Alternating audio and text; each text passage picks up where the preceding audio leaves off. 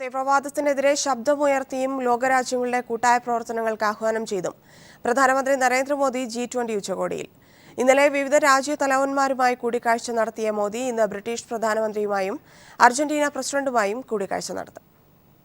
ചൈനയിലെ ഹാങ്സുവിൽ തുടരുന്ന 11ാമത് G20 ഉച്ചകോടിയിൽ ലോകരാജ്യങ്ങളുടെ കൂട്ടായ പ്രവർത്തനം ഓർമ്മിപ്പിച്ചുകൊണ്ടാണ് പ്രധാനമന്ത്രി നരേന്ദ്രമോദി കയ്യടി വാങ്ങിയത്. രാഷ്ട്രീയവും സാമ്പത്തികവുമായ വെല്ലുവിളികളെ അതിജീവിക്കാൻ G20 അംഗങ്ങൾ പരസ്പരം സഹകരിക്കണമെന്ന് മോദി ചൂണ്ടിക്കാട്ടി.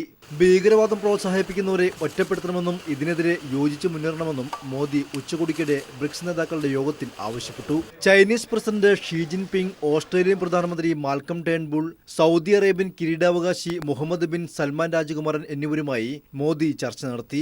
സമുദ്ര സുരക്ഷ, അടിസ്ഥാന സൗകര്യ വികസനം, ചെലവ് കുറഞ്ഞ ഭവന നിർമ്മാണം, ഊർജ്ജ മേഖല തുടങ്ങിയവയിൽ സഹകരണം ശക്തമാക്കാൻ സൗദിയുമായി ഇന്ത്യ ധാരണയിലെത്തി. ഇന്ത്യയുമായുള്ള ആയാസകരമായ ബന്ധം തുടർന്നു കൊണ്ടുപോകാനും ഉഭയകക്ഷി ബന്ധം ശക്തിപ്പെടുത്താനും ചൈന തയ്യാറാണെന്ന് ഷീ ജിൻപിങ് മോദിയെ അറിയിച്ചു. ഇന്ന് ബ്രിട്ടീഷ് പ്രധാനമന്ത്രി തെരേസ മെയ്, അർജന്റീന പ്രസിഡന്റ് മൗറിഷ്യ മക്രി എന്നിവരുമായി മോദി കൂടിക്കാഴ്ച നടത്തും. International desk.